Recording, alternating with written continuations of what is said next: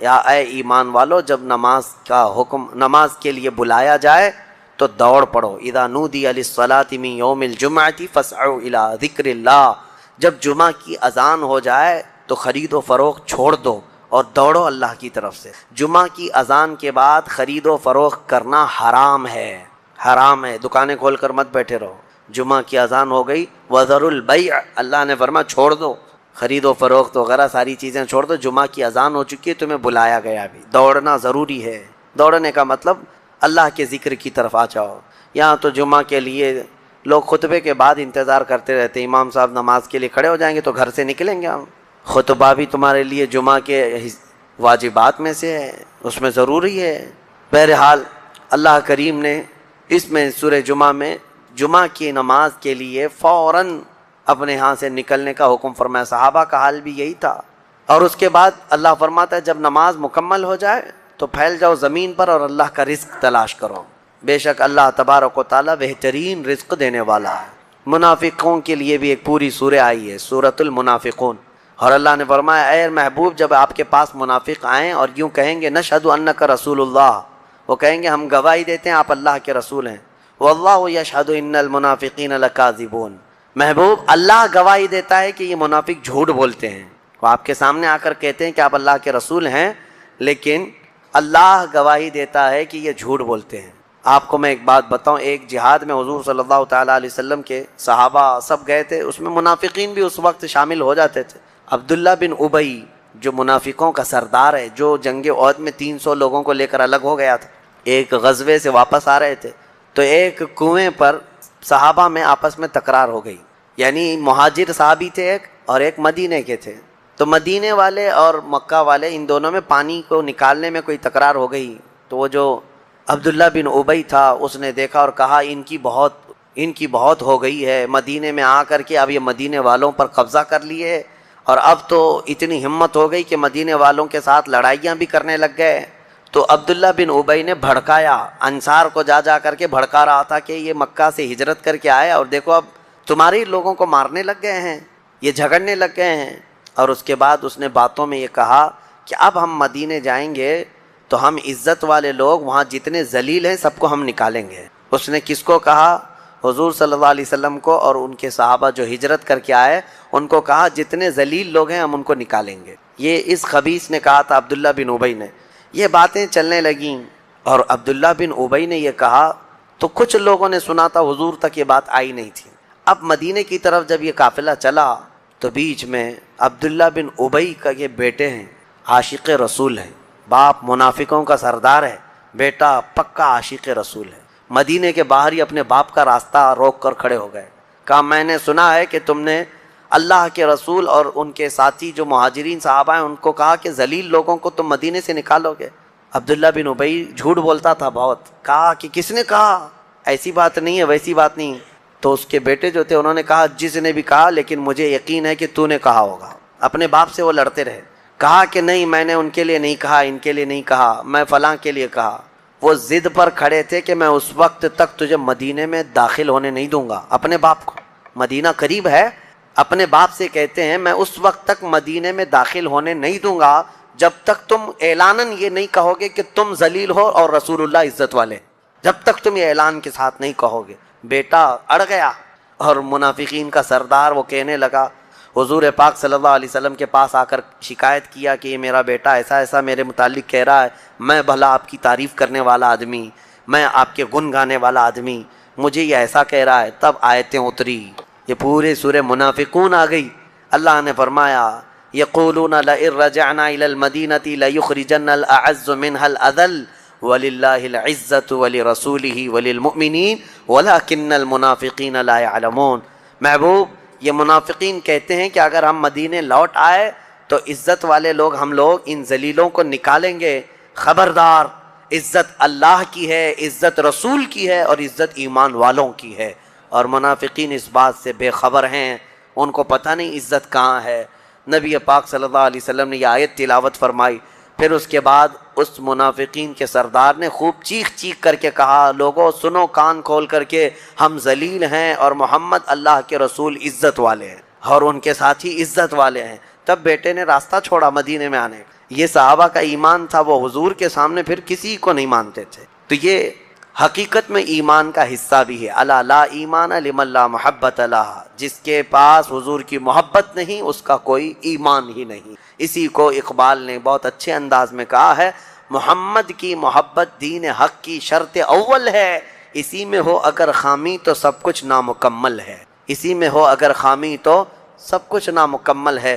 اللہ کریم ہم سب کو نبی پاک صلی اللہ تعالیٰ علیہ وسلم کے جلووں میں زندگی عطا فرمائے، حضور کے قدموں میں موت عطا فرمائے۔ انسان کو اللہ تبارک و تعالیٰ نے جو خصوصیات عطا کی ہیں اس میں خاص طور پر زبان اور بیان کی خصوصیت بہت اہم ہے۔ شیخ سعدی رحمۃ اللہ تعالیٰ علیہ فرماتے ہیں، تا مرد سخن نہ گفتہ باشد، عیب و ہنرش نہ ہفتہ باشد۔ جب تک آدمی بات نہیں کرتا اس کی اچھائی بھی چھپی رہتی ہے، برائی بھی چھپی رہتی ہے۔ انسان اپنے کلام سے، اپنی بات سے سمجھ میں آ جاتا ہے کہ کس کیٹیگری کا ہے، کس لیول کا ہے۔ اس کی گفتگو کے آداب اس کی حقیقت بتاتے ہیں، بلکہ یہاں تک کہ اس کے نسب کا بھی پتہ لگا لیا جاتا ہے اور اس کی تربیت کا بھی اندازہ ہو جاتا ہے۔ حضرت لقمان حکیم سے پوچھا گیا نیکی کس کا نام ہے، تو آپ نے فرمایا دو چیزیں اور بہت چھوٹی ہیں۔ نیکی دو چیزیں ہیں جو بہت چھوٹی ہیں۔ کہا کیا ہے؟ کہا کہ ملاقات میں لوگ اپنے بھائیوں سے مسکرانا اور نرم گفتگو کرنا۔ ساری نیکیوں کی جڑ ہے یہ، نرم گفتگو کرنا اور لوگوں سے خندہ پیشانی کے ساتھ مسکرا کر ملاقات کرنا۔ لیکن میرے عزیزو، یہ دو چیزیں بناوٹی تو بہت سارے لوگوں کے ساتھ آ سکتی ہیں، اخلاق تصنع جس کو کہتے ہیں، تکلف کے ساتھ بہت سارے لوگوں کے ساتھ آ سکتی ہیں، لیکن حقیقت میں جس انسان کی طبیعت میں یہ دو چیزیں ہونی چاہیے وہ کب سمجھ میں آتی ہیں؟ اس وقت جو مولا علی کرم اللہ وجہہ الکریم نے فرمایا کسی انسان کو اس کی حقیقت دیکھنا ہو تو غصے کے عالم میں اسے دیکھو، وہ اپنے آپے سے باہر ہوتا ہے یا اپنے مزاج کے خلاف کس طرح بات کو سن کر کے تحمل رکھتا ہے۔ سب سے بڑا پہلوان وہ ہے جس نے اپنے غصے کو کنٹرول کیا اور اپنی زبان پر قابو پا لیا، ورنہ یہ وہ لمحہ ہے جب انسان پھٹ پڑتا ہے، جو دل کے اندر ہے سب کہہ جاتا ہے۔ آپ کو میں بتاؤں، نبی کریم صلی اللہ تعالیٰ علیہ وسلم کے عظیم اخلاق کریمہ، بخاری شریف کی حدیث ہے، حضور مسجد نبوی میں تشریف فرما ہے۔ اس وقت مسجد نبوی، آج ہو سکتا ہے آپ کے ذہن میں جو امیج ہے مسجد نبوی کی، بہت بڑی عالی شان مسجد، لیکن وہ زمانہ نبوی میں اس طرح کی نہیں ہے۔ کچی دیواریں تھی، اوپر چھپر کے چھت پڑے ہوئے تھے اور مٹی کی زمین تھی۔ یہ مسجد نبوی کی شکل اس زمانے میں حضور اکرم صلی اللہ تعالیٰ علیہ وسلم اپنے صحابہ کے ساتھ بیٹھے ہیں، ایک دیہات کا رہنے والا شخص آیا۔ ایک بات یاد رکھیں کہ دیہات میں، گاؤں میں رہنے والوں کے اخلاق اور تمیز میں بڑا فرق ہوتا ہے، ان کے ہاں آداب کی کمی ہوتی ہے۔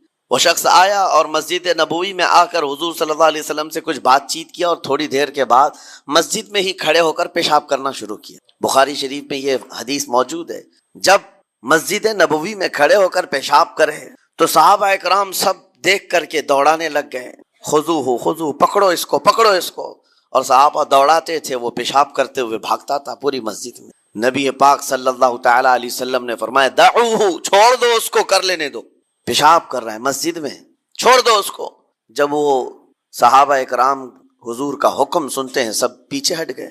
تھوڑی دیر کے بعد نبی کریم صلی اللہ تعالیٰ علیہ وسلم نے صحابہ سے فرمایا پانی کے ڈول بھر کر کے لائے جائیں۔ صحابہ سے ہی منگوایا، پانی کے ڈول بھر کر کے لائے گئے اور مسجد نبوی کے میدان میں فرش پر بہایا گیا اور صاف کیا گیا۔ اب وہ شخص نہایت ہی ڈرا سہما کھڑا تھا، میرے ساتھ کیا ہوگا پتہ نہیں، میں نے پیشاب کیا، اب مجھے یہ لوگ قتل کر ڈالیں۔ نبی کریم صلی اللہ تعالیٰ علیہ وسلم نے قریب بلایا اور فرمایا، نہایت نرم گفتگو کے ساتھ حضور فرماتے ہیں یہ اللہ کا گھر ہے، یہاں پیشاب نہیں پیشانیاں رکھی جاتی۔ بس یہ جملہ ہے، بخاری شریف میں موجود ہے، یہاں عبادت کی جاتی ہے۔ اتنا کہہ کر رخصت ہو گئے، رخصت کر دیا۔ وہ دیہات سے آیا ہوا جو نوجوان تھا یا شخص تھا، باہر نکلتے ہی وہ کلمہ طیبہ پڑھ کر حضور کی غلامی میں شامل ہوا۔ میں نے وہ بلند عالی اخلاق نہیں دیکھے۔ نبی کریم صلی اللہ علیہ وسلم کے بارے میں قرآن کہتا ہے فَبِمَا رَحْمَةٍ مِّنَ اللَّهِ لِنْتَ لَهُمْ، اللہ کی رحمت سے آپ لوگوں کے لیے نرم ہیں، اس لیے لوگ آپ کے ارد گرد لگے ہوئے رہتے ہیں۔ وَلَوْ كُنْتَ فَظًّا غَلِيظَ الْقَلْبِ لَانْفَضُّوا مِنْ حَوْلِكَ، اے رسول اگر آپ سخت دل ہو جائیں تو پھر یہ سب چھٹ جائیں گے، آپ سے دور ہو جائیں گے۔ اس رسول کے لیے جب کہا گیا ہے کہ اگر آپ سخت ہو جائیں تو لوگ چھوڑ کر کے دور ہو جائیں گے، تو ہمارے اور آپ کے لیے کس قدر لہجے کی پابندی ضروری ہے۔ ہاں عزیزان گرام وقار، اپنی گفتگو، اپنے کلام، اپنی بات چیت سے آپ اپنے سلیقے بتاتے ہیں۔ گالی گلوچ کرتے ہوئے جن کی صبح شامیں ہوتی ہیں، ان کو دیکھ کر کے ہی پہچان میں آ جاتا ہے کس گھر سے یہ تعلق رکھتا ہے، کہاں ان کی تربیت ہوئی ہے، کس طرح ان کے آداب سکھائے گئے۔ اسی لیے میرے عزیزو، بچوں کو آوارہ بھی نہ چھوڑ دینا کہ وہ اپنی زبان گلی کوچوں سے سیکھ کر کے جائیں۔ کل کو ہوگا یہ کہ اس کی زبان کی وجہ سے لوگ تمہیں تان و تشنیع کریں گے، اس کا باپ ایسا ہوگا اس لیے بچہ ایسا ہے، اس کی ماں اس طرح ہوگی اس لیے اس کی گفتگو ایسی ہے۔ کیونکہ موسٹلی زیادہ طور پر بچے اپنے ماں باپ کے اخلاق کو نقل کرتے ہیں، ٹرانسفر ہوتی چلی جاتی ہیں۔ ایک بار حضور اکرم صلی اللہ تعالی علیہ وسلم مسجد نبوی سے باہر نکل کر جا رہے ہیں۔ توجہ میرے عزیز ہو، اخلاق کہاں دکھانے چاہیے اور ہماری بات چیت کے انداز ہمیں کہاں ہونا چاہیے، میں آپ کو بتاؤں۔ حضور تشریف لے کر جا رہے ہیں، صحابہ اکرام کھڑے تھے حضور کے اطراف۔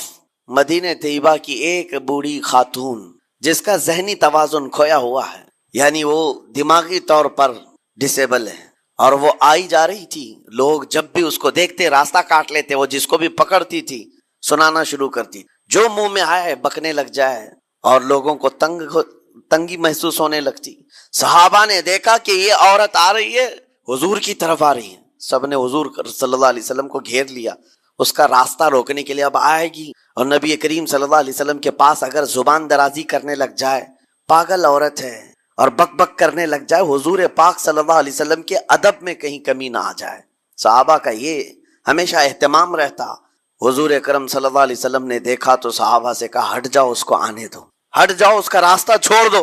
صحابہ نے کہا، یا رسول اللہ صلی اللہ علیہ وسلم، اس کا ذہنی توازن ٹھیک نہیں ہے، دماغی طور پر وہ عورت ٹھیک نہیں ہے، وہ آئے گی اور لمبی باتیں کرتی ہے، لا یعنی باتیں کرتی ہے، کہیں آپ کی شان پاک میں کوئی گستاخی نہ ہو جائے۔ صحابہ روک رہے تھے، حضور پاک صلی اللہ علیہ وسلم نے سختی سے فرمایا، ارشاد فرمایا، ہٹ جاؤ، اس کا راستہ چھوڑ دو، مجھے پتا ہے پورے مدینے میں اس کی کوئی نہیں سنتا، میں بھی نہ سنوں تو وہ کس کو سنائے گی، اگر میں بھی نہ سنوں تو وہ کس کو سنائے گی۔ یہ میرے مصطفیٰ کریم صلی اللہ تعالی علیہ وسلم کے دربار عالی جاہ کی وہ بلند اخلاق کریمانہ کی ایک مثال ہے، جس کو خود میرے آقا نے فرمایا، بعثت لأتمم مکارم الاخلاق۔ عزیزان گرامی وقار، لوگوں کے آج حالات ایسے ہیں کہ اچھے لوگوں کے ساتھ اخلاق الگ دکھائے جاتے ہیں، چھوٹے لوگوں کے ساتھ اخلاق الگ دکھائے جاتے ہیں۔ سٹیٹس کا آدمی ہو تو اس کے ساتھ ملنے کے طریقے الگ ہیں، اور غریب کوئی آ جائے، فقیر کوئی آ جائے تو اس سے ملنے کا انداز الگ ہو جائے۔ یہ نہ ہو، یہ ہم سب کے لیے نصیحت ہے۔ اسی ممبئی کی سرزمین پر میں آپ کو بتاؤں، ایک ماہم شریف میں بزرگ حاجی صاحب ہوا کرتے تھے، آج سے تقریباً 10-12 سال پہلے کی۔ وہ کئی لوگوں سے ایک سوال کرتے تھے پکڑ پکڑ کر کے کہ میرا ایک سوال ہے، آپ جواب دیں گے، میرا ایک سوال ہے۔ کئی علماء سے انہوں نے پوچھا، مجھ سے بھی انہوں نے، جب میں نیا تھا مصر سے پڑھ کر کے آیا تھا، میرے پاس آ کر کہا، کافی سالوں سے میرے ذہن میں ایک سوال ہوتا ہے، میں آپ سے بھی پوچھنا چاہتا ہوں۔ کہا بتائیے کیا ہے؟ کہا میں حضور سرکار مجاہد ملت رحمت اللہ علیہ کا مرید ہوں، علامہ حبیب الرحمان مجاہد ملت، رئیس اعظم اڑیسہ، جن کے خدمات جلیلہ آج ہو سکتا ہے نئی جنریشن کو نہ معلوم ہو، ان کا لقب ہے مجاہد ملت، جنہوں نے سنیت کی بقا کے لیے اپنا تن من دھن سب قربان کیا تھا۔ وہ مجاہد ملت عظیم بزرگ ولی کامل ہے۔ یہ حاجی صاحب کہتے ہیں کہ میں ایک نارمل آدمی تھا، کڑیا تھا، یعنی گھر بنانے کا کام کرتا تھا۔ جب وہ ممبئی تشریف لاتے تو دوڑ کر کے ہر جگہ سے لوگ ملنے آتے، میں بھی گیا تھا، اور اس وقت میں جوان تھا۔ حضور مجاہد ملت رحمت اللہ علیہ کی بات وہ بتا رہے ہیں کہ لوگ لائن لگا کر کے مصافحہ کر رہے تھے، مل رہے تھے۔ جب مل رہے تھے تو پھر میرا نمبر آیا، میں ملنے کے لیے گیا۔ بزرگوں کے سب ہاتھ چومتے ہیں، یہ ہمارے سنیوں کے طریق ہیں۔ ادب، علماء ذوی الاحترام کے ہاتھوں کا بوسہ لینا یہ مستحسن ہے، یہ ہمارے آداب میں سے، معمولات اہل سنت میں سے۔ تو جب سب لوگ ان کے دست بوسی کر رہے تھے، ہاتھ چوم رہے تھے، میں بھی قریب گیا، اور جب میرا نمبر آیا میں ہاتھ چومنے کے لیے گیا تو انہوں نے میرا ہاتھ لے کر خود ہی چوم لیا۔ وہ بزرگ عالی جاہ ولی کامل جن کو دنیا مجاہد ملت کہتی ہے، میرا ہاتھ انہوں نے چوم لیا، اور میرے اندر ایسی پشیمانی تھی کہ میں کیا کروں سمجھ میں نہیں آیا. میں ایک معمولی سا کڑیا اور کہاں ان کا مقام کہاں میرا. تو اس کے بعد وہ اس بے چینی میں رہتے تھے کہ ایسا کیوں کیا ایسا کیوں کیا، کیونکہ پوچھنے کا موقع ہی نہیں ملا. ایک بزرگ تھے، انہی کے خلیفہ تھے حضور مجاہد ملت کے، انہوں نے اس کا جواب دیا. میرے عزیزو کیا بہترین جواب تھا. حضرت مجاہد ملت رحمت اللہ تعالی علیہ یہ چاہتے تھے کہ ہزاروں لوگ ہماری تعظیم کرتے ہیں تو کہیں ہمارے دماغ میں بادشاہت کا خیال نہ آئے، ہم غریب اور فقیر کا ہاتھ چوم کر اپنے نفس کی مخالفت بھی کرتے ہیں. اخلاق کریمانہ دکھانے کے لیے اسٹیٹس والوں کے ساتھ ہی نہیں، غربا فقراء کے ساتھ بھی وہ اخلاق ہو. نبی کریم صلی اللہ تعالی علیہ وسلم کے وہ آداب آج اگر آپ اپنا لیں، بہت ساری کڑوی چیزیں ویسی ختم ہو جائیں. آج ممبئی کی سرزمین پر سب سے بڑا یہ چیلنج ہے بات کرنے میں. نوجوانوں کے تو آج پارے چڑھے ہوئے ہوتے ہیں، ان سے کوئی بھی بات کر لے، جس تیور میں یہ بات کرتے ہیں ایسا لگتا ہے کہ ابھی لڑائی ہو جائے گی، ابھی جھگڑا ہو جائے گا. اس کی عادت سی بن گئی ہے. آپ کو پتا ہے فرمایا گیا، عربی کا قول ہے جراحت السنان لها التیام ولا یلتام ما جرح اللسان. تلوار سے چاقو سے دیا ہوا زخم سوکھ سکتا ہے، زبان سے دیا ہوا زخم کبھی نہیں سوکھتا. زبان سے دیا ہوا زخم نہیں سوکھتا. بولنے سے پہلے 1000 بار اس بات کو خیال ہونا چاہیے کہ میں جس کو بول رہا ہوں کہیں اس کا دل چھلنی تو نہیں ہو جائے. میری زبان یہ ہوتی 50 گرام کی چھوٹی زبان ہے، لیکن بڑے بڑے لوگوں کے کلیجے چیر کر رکھتی ہے، بڑے بڑے لوگوں کے دلوں میں سوراخ کر کے رکھتی ہے، زخمی کر کے رکھتی ہے اس کا استعمال. اسی لیے روایت میں ملتا ہے کہ جب انسان صبح کرتا ہے تو سارے اعضاء، ہاتھ پیر آنکھ کان ناک، سارے اعضاء سب سے پہلے زبان سے یہ عرض کرتے ہیں، اس کی پناہ مانگتے ہیں، کہتے ہیں آج تو صحیح سلامت رہے گی تو ہم سب صحیح سلامت رہیں گے، اور اگر تو پھسل گئی تو عذاب ہم پر بھی ہوگا. زبان بولتی ہے، مار کسی اور کو پڑتی ہے، کوئی زبان کو مارتا نہیں ہے. گالی زبان دیتی ہے لیکن مار کبھی پیٹھ پہ پڑتی ہے، سر پہ پڑتی ہے، ہر جگہ پڑتی ہے. تو یہ زبان نبی کریم صلی اللہ تعالی علیہ وسلم نے ارشاد فرمایا، من یضمن لی ما بین لحیتیہ وما بین. حضور پاک صلی اللہ تعالی علیہ وسلم فرماتے ہیں جس نے 2 چیزوں کی ضمانت مجھے دے دی، حفاظت کی، میں اسے اضمن لہ الجنہ، میں اس کو جنت میں لے جانے کی ضمانت دیتا ہوں. 2 چیزیں کیا ہیں؟ حضور فرماتے ہیں ایک 2 جبڑوں کے بیچ میں جو موجود زبان ہے اس کی حفاظت کر لے، اور 2 رانوں کے بیچ میں جو شرمگاہ ہے اس کی حفاظت کر لے. یہ 2 چیزیں جس نے بچا لیا میں اس کو جنت میں لے جانے کی ذمہ داری دیتا ہوں، ضمانت دیتا ہوں. اس کا کتنا بڑا کردار ہے، یہ زبان کا کتنا بڑا کردار ہے. اور حضور نے ایک بار پکڑ کر کے فرمایا تھا، زبان کو پکڑ کر کے کہا تھا یہ وہ زبان ہے جو انسان کو جنت میں بھی لے جاتی ہے اور دوزخ میں بھی لے جاتی ہے. کلمہ کس سے پڑھتے ہیں آپ؟ لا الہ الا اللہ، زبان ہی سے تو پڑھتے ہیں. اسی کلمے نے آپ کو جنت تک پہنچایا. اور کافر جو کفر کرتا ہے وہ بھی زبان سے ہی کرتا ہے، اور زبان اسے ہمیشہ کی دوزخ میں لے جاتی. اس زبان کو چلانے سے پہلے 1000 بار سوچ لیں کہ آج لہجوں کی سختیاں بڑھتی چلی گئیں. اور آپ کو پتا ہے قرآن پاک میں رب تعالیٰ نے یہ فرمایا، وَلَا تَقُلْ لَهُمَا اُفٍّ وَلَا تَنْهَرْهُمَا. والدین کے بارے میں بچوں کو کیا کہا گیا؟ ان کو اف تک نہ کہو. لیکن زبان جب کھلتی ہے نا، ماں باپ کے خلاف نوجوانوں کو ہم نے دیکھا ہے گالی گلوچ کرتے ہوئے اور اتنی بری باتیں کہتے ہوئے، معاذ اللہ. عزیزان گرامی وقار، حضور نے تو یہ فرمایا جس نے پلٹ کر کے اپنے ماں اور باپ کو سخت لہجے میں بات کیا یا ان کی نافرمانی کی، حضور فرماتے ہیں میرا دل چاہتا ہے کہ اس کے گھر کو آگ لگا دوں، آگ لگا دوں. اس لیے اس بات کو ہمیشہ یاد رکھیں، تمہارے لہجے کی سختیاں کسی کو زخمی کر دیں تو آخرت خراب ہو جائے گی، آخرت خراب ہو جائے گی. حضرت علقمہ رضی اللہ تعالیٰ عنہ حضور کے صحابی ہیں، حضور صلی اللہ علیہ وسلم کے صحابی ہیں. آخری وقت آ گیا تھا لیکن زبان نہیں کھلتی تھی. حضور پاک صلی اللہ علیہ وسلم کے پاس سفارش لائی گئی کہ آپ کے وہ ساتھی ہیں انتقال کر رہے ہیں لیکن زبان پر کلمہ بھی نہیں آتا. حضور تشریف لائے، دیکھا، پوچھا گھر میں ان کے کون کون ہے؟ کہا بیوی ہے اور ماں. ماں کو بلایا اور کہا علقمہ کے بارے میں کیا کہتی ہو، کیسا تھا؟ کہا بہت اچھا، پرہیزگار، عبادت گزار، سارے نیکوکاریاں اس کے اندر ہیں. تو پھر حضور نے پوچھا اچھا یہ بہت نیک تھا، تم بھی اس سے راضی ہو کہ نہیں ہو؟ ماں نے کہا میں نہیں راضی ہوں، میں راضی نہیں ہوں. کہا کیوں، وجہ کیا ہے؟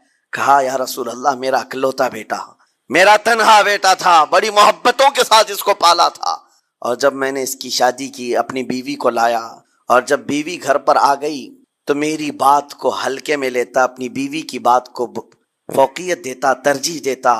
اور اس وقت غالباً یہ باتیں تھی کہ زبان سے کوئی کلمہ ان کے نکلا ہوگا جو بیوی کی حمایت میں تھی، ماں کو تکلیف پہنچ گئی، کہا میرا دل گوارا نہیں کرتا، میں اس سے راضی نہیں ہوں۔ باقی وہ بہت نیک بندہ ہے، بہت اچھا ہے۔ حضور نے فرمایا دیکھو زندگی کے آخری پڑاؤ پر آ چکا ہے، روح نکلنے کو ہے، معاف کر دو۔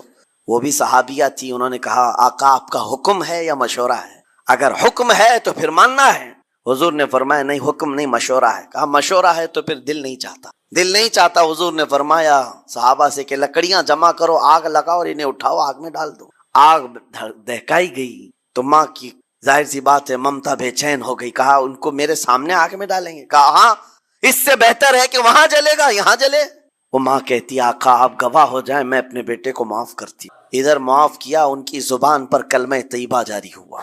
میرے عزیزو یہ بتانا مقصود اس لیے ہے کہ زبان سے دیے ہوئے زخم خواہ والدین کو ہوں، یہ معمولی نہیں ہوتے۔ ہو سکتا ہے آخری وقت تمہاری زبان بند ہو جائے اور کلمہ طیبہ بھی نہ جاری ہو، زبان کھلنے بھی نہ لگے، یہ حالات آ جائیں گے۔ اس لیے اپنی زبان کا کنٹرول برقرار رکھو، کس سے کیا کہنا ہے۔ ابھی میں اس کا دوسرا پارٹ بھی بتاتا ہوں زبان کے استعمال کا۔ یہ نرمی لہجے کے اندر ہونا بہت ضروری ہے، لیکن کچھ جگہوں پر سختی کی اجازت ہے، لیکن وہ مقامات الگ ہیں۔ نرم لہجہ حضور پاک صلی اللہ تعالی علیہ وسلم کے فرامین میں سے ہے۔ ایک بات بڑی بغداد مقدسہ میں نے ایک ولی پاک کی زیارت کی، ان کے آستانے پر بھی میں ابھی بیان کیا تھا۔ حضرت بہلول دانا مجذوب بزرگ تھے، اور بغداد کی گلیوں میں کہیں پر بھی بیٹھ جاتے تھے، اور جو جانکار تھے وہ سمجھتے تھے اللہ والا بندہ ہے۔ مجذوب کس کو کہتے ہیں؟ جس کی یاد الہی میں عقل فنا ہو گئی، ختم ہو گئی، اللہ کے ذکر میں اور اللہ کی یاد میں اپنے آپ کو فنا کر دیا ہے، اس کے اوپر شریعت کا قلم نہیں۔ ظاہر سی بات ہے شریعت کے سارے احکام اس پر ہیں جس کی عقل سلامت ہے، عاقل ہو، بالغ ہو تو نماز فرض ہے نا، عقل ہی نہیں ہے تو وہ مجذوب ان اولیاء کو کہتے ہیں۔ لیکن ان کے بارے میں حدیث میں ہے، اللہ کے نبی نے فرمایا وہ ایسے بندے ہیں کہ اگر اللہ کو قسم دے دیں کسی بات کی، اللہ ان کی قسم پوری کرتا ہے۔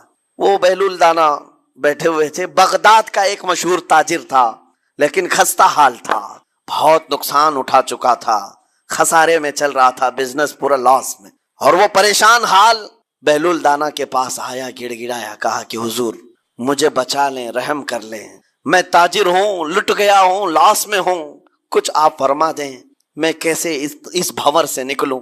بہلول دانا نے دیکھا، کہا ٹھیک ہے کچھ پیسے بچے ہیں؟ کہا ہاں ہے، وہ بس اتنا سرمایہ ہے کہ مال لیتا ہوں پھر بیچ دیتا ہوں، نفع نہیں ہوتا۔ بہلول دانا نے کہا ایک کام کر، کالا کپڑا جتنا ملتا ہے سب خرید لے، پورے شہر سے کالا کپڑا جہاں جہاں مل جائے سب لے کر اسٹاک کر لے۔ کہا جی حضور آپ نے جیسا فرمایا۔ گیا، جتنا سرمایہ تھا سب لگا دیا، کالا کپڑا خرید کر ایک جگہ اسٹاک کر دیا۔ اللہ والے کا حکم تھا، لیکن ہوا یہ کہ بغداد کا معمول تھا، 8 دن گزرے نہیں تھے کہ وہاں وقت کے حاکم کا انتقال ہوا، اور جب حاکم کا انتقال ہوتا تو شہر کے جتنے بڑے لوگ ہوتے، رئیس لوگ، وہ اس کے سوگ میں، اس کے غم میں کالا کپڑا پہنتے تھے، اور کالا کپڑا سوائے اس تاجر کے کسی کے پاس نہیں تھا، اور سارے بڑے لوگ پیسوں سے اس کے پاس کالا کپڑا خریدنے آئے، یہ منہ بولے قیمت پر، جیسے تیسے جتنی قیمت پر بولے سب خرید کر لے جاتے، اور پل بھر میں ایک دن کے اندر وہ بہت بڑا کروڑ پتی بن گئے، بہت مال آ گیا۔ یہ بات یاد رکھیں، اللہ مال دیتا ہے، اس کے بعد پھر آزمائش بھی ہوتی ہے۔ مال اتنا آ گیا، اب لے کر کے مستیاں تھیں، چند دن گزرے، ظاہر سی بات ہے مال کو بڑھانے کی تمنا ہر ایک کی ہوتی ہے، کوئی یہاں پر اینڈ کرنے والا نہیں ہے دنیا میں، چاہے اس کا بزنس اربوں پر بھی پہنچ جائے، اسے آگے پہنچنا ہے۔ چند دن گزرے تھے، 8-10 دن، پھر آیا حضرت بہلول دانا کو ڈھونڈتے ہوئے، ایک جگہ میدان میں یہ مجذوب بزرگ بیٹھے مل گئے، آیا اور کہا او دیوانے بتا اب کیا خریدوں، پیسہ بہت ہے ابھی میرے پاس، بتا دیوانے اب کیا خریدوں۔ انہوں نے دیکھا، کہا کہ لہجہ تو بدلا ہوا ہے، پیسہ بہت زیادہ تھا، کہا کہ ٹھیک ہے کوئی بات نہیں، اللہ والوں کو ان سب چیزوں سے کوئی لینا دینا نہیں۔ آپ نے کہا مال جتنا ہے تیرے پاس سب لے کر کے خربوز خرید لے، تربوز خرید لے، جس کو کلنگڑ کہتے ہیں، تربوز پورے خرید لے۔ اس نے کروڑوں کی جائیداد پورے تربوزوں میں لگا تھی، सब तरबूज खरीद कर स्टॉक कर दिया एक जगह, और उसके गुमान में यही था कि चंद दिन गुजरेंगे, कोई ऐसा ही हादसा होगा जब तरबूज मुंह मांगी कीमत पे लोग खरीदेंगे और मैं बेचूंगा। पूरा माल तरबूज में लगाया, 2 दिन 4 दिन 6 दिन 8 दिन गुजरे, कोई हादसा नहीं। इधर तो तरबूज सड़ने लग गए, वो तो ज्यादा दिन स्टॉक नहीं किए जा सकते, सड़न शुरू हो गई। फिर थोड़े दिनों के बाद पूरे के पूरे सड़ गए, करोड़ों का माल तरबूज में सड़ के चला गया। वो कुछ भी नहीं सका, कुछ नहीं कर सका, वापस चीखता चिल्लाता उसी हालत में आया, पहले से भी ज्यादा बदतर हालत में मैं आ गया हूं। दौड़ते हुए आया, हजरत बहलुल दाना को ढूंढते हुए, कहाँ हैं वो? उसी जगह बैठे हुए मट्टी में बैठे रहते थे। करीब आया और कहने लगा कि आपने मेरे साथ ऐसा क्यों किया बहलुल? बहलुल दाना ने कहा क्या हुआ? कहा मैं तो लुट गया, तरबूज में पैसे लगाए आपकी वजह से और पूरे सड़ गए। बहलुल दाना ने कहा मैंने तो कुछ नहीं किया, पहले तो तुझे नफा मिला था वो तेरे लहजे की वजह से, अब खसारा हुआ है तेरे लहजे की वजह से।